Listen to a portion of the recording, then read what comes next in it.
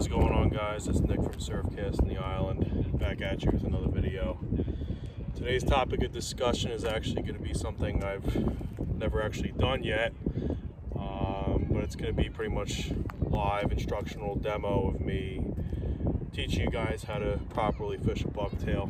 Bucktails are very, very vital, very important to any surf fisherman or boat fisherman's arsenal.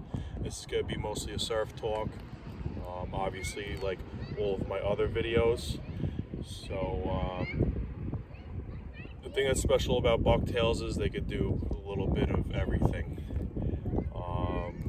You can fish them deep, you can fish them shallow, you could burn them, you could slow roll them, and you can pretty much imitate any bait, especially the South Shore of Long Island, whether that being any of the migratory species we get, that being spearing, herring, mullet, bunker, peanut bunker, sand eels, you name it. The bucktail doesn't have an issue in regards to imitating any of these several baits that striped bass feed on throughout the spring, summer, fall, and even your holdover fish that you get in the winter. So without further ado, I'm going to get into the video. So as I mentioned previously, you can pretty much fish bucktails in any of the terrains that a surf fisherman's going to encounter. That being jetties, open beach, dock pilings like we are right now, back bays, bridges. It pretty much does it all, and very special lure because there's certain instances where, you know, this might be the only thing that'll produce at a certain given time. But this, for example, is a smiling bill bucktail. I haven't really thrown these, but just for experimental measures and demo measures, I'm going to be throwing this to show you guys how to work a bucktail. There's many different heads that you could throw, that being arrowheads, this being a smiling bill, ball heads, your standard.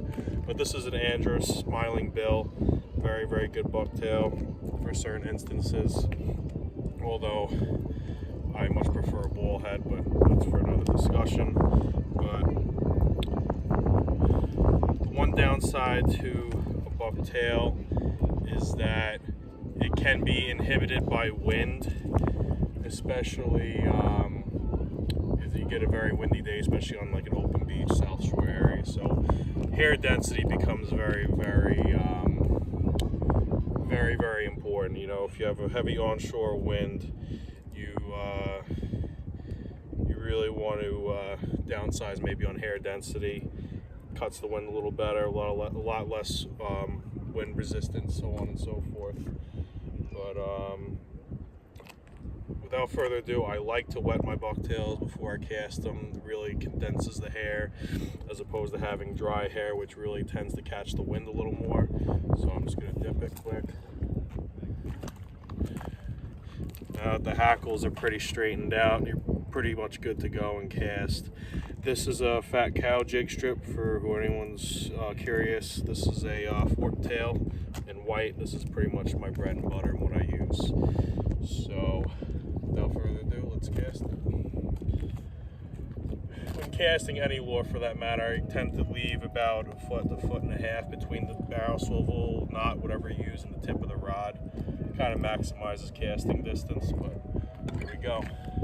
Cast it, cast, let it sink. I always let the bucktail sink, especially if you're fishing an area deep current. Pick up that slack, whether you're using a bail or bailless, and you start working it. A lot of times, you know, slow to moderate retrieve with, you know, a jerk of the rod here and there is my go-to. And the goal of this is just to work that bucktail along the bottom. That's pretty much it. You know, there's obviously other variations, but this gets it done in most cases. Most of my fish have been taken on a slow roll, twitch of the rod here and there. And a lot of times when a bass is chasing it, they, you know, they'll chase it for a while for that matter. And you know, that quick jerk or that pause and twitch and pause again, that could cause a reaction strike, because in their head, that fish has got to make a decision.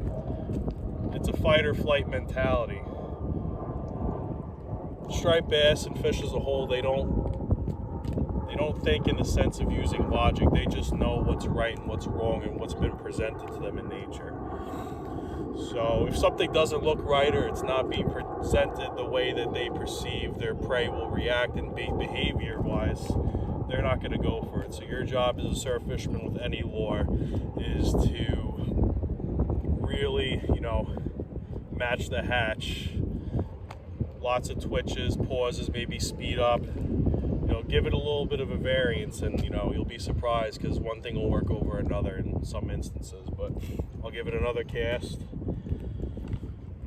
Again, go, forget about where it's going, hit the water, let it sink, pick up that slack, and I'm good to go. Slow rolling again.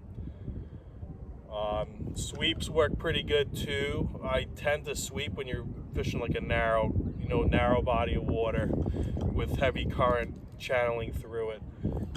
Because what the bucktail does, unlike any other lure, is, especially in a heavy current, it'll make a U-turn in the current, since it's center eye mounted, unlike any other lure.